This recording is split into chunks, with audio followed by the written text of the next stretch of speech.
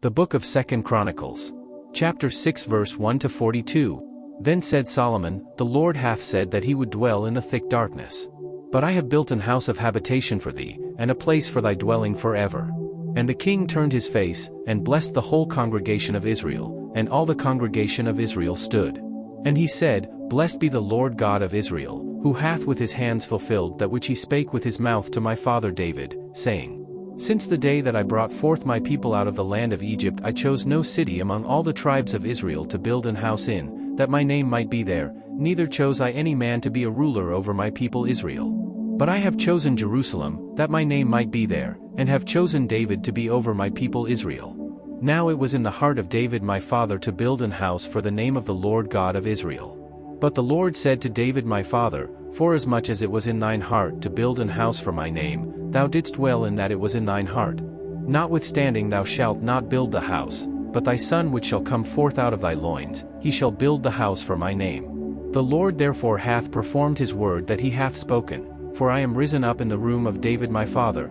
and am set on the throne of Israel, as the Lord promised, and have built the house for the name of the Lord God of Israel. And in it have I put the ark, wherein is the covenant of the Lord, that he made with the children of Israel. And he stood before the altar of the Lord in the presence of all the congregation of Israel, and spread forth his hands. For Solomon had made a brasen scaffold, of 5 cubits long, and 5 cubits broad, and 3 cubits high, and had set it in the midst of the court, and upon it he stood, and kneeled down upon his knees before all the congregation of Israel, and spread forth his hands toward heaven, and said, O Lord God of Israel, there is no God like thee in the heaven, nor in the earth, which keepest covenant, and shewest mercy unto thy servants, that walk before thee with all their hearts. Thou which hast kept with thy servant David my father that which thou hast promised him, and spakest with thy mouth, and hast fulfilled it with thine hand, as it is this day. Now therefore, O Lord God of Israel, keep with thy servant David my father that which thou hast promised him, saying, There shall not fail thee a man in my sight to sit upon the throne of Israel.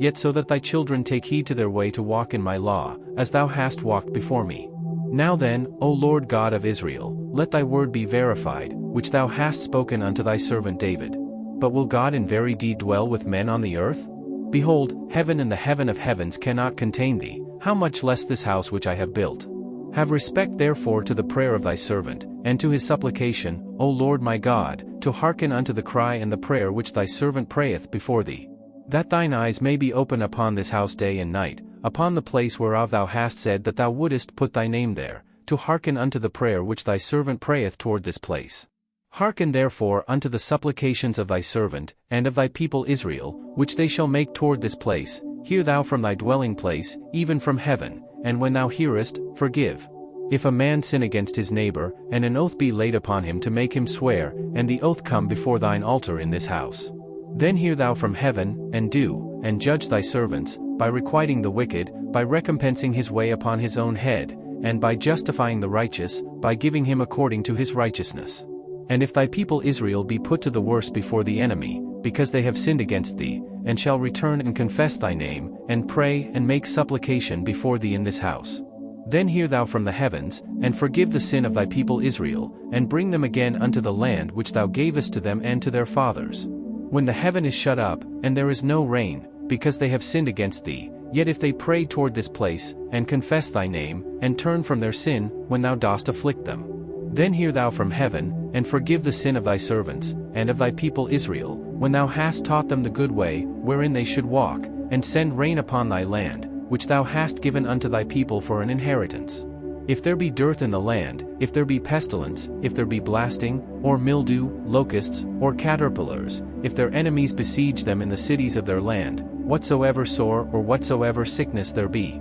then what prayer or what supplication soever shall be made of any man, or of all thy people Israel, when every one shall know his own sore and his own grief, and shall spread forth his hands in this house, then hear thou from heaven thy dwelling place, and forgive, and render unto every man according unto all his ways, whose heart thou knowest, for thou only knowest the hearts of the children of men, that they may fear thee, to walk in thy ways, so long as they live in the land which thou gavest unto our fathers. Moreover concerning the stranger, which is not of thy people Israel, but is come from a far country for thy great name's sake, and thy mighty hand, and thy stretched out arm, if they come and pray in this house, Then hear thou from the heavens, even from thy dwelling place, and do according to all that the stranger calleth to thee for, that all people of the earth may know thy name, and fear thee, as doth thy people Israel, and may know that this house which I have built is called by thy name. If thy people go out to war against their enemies by the way that thou shalt send them, and they pray unto thee toward this city which thou hast chosen, and the house which I have built for thy name,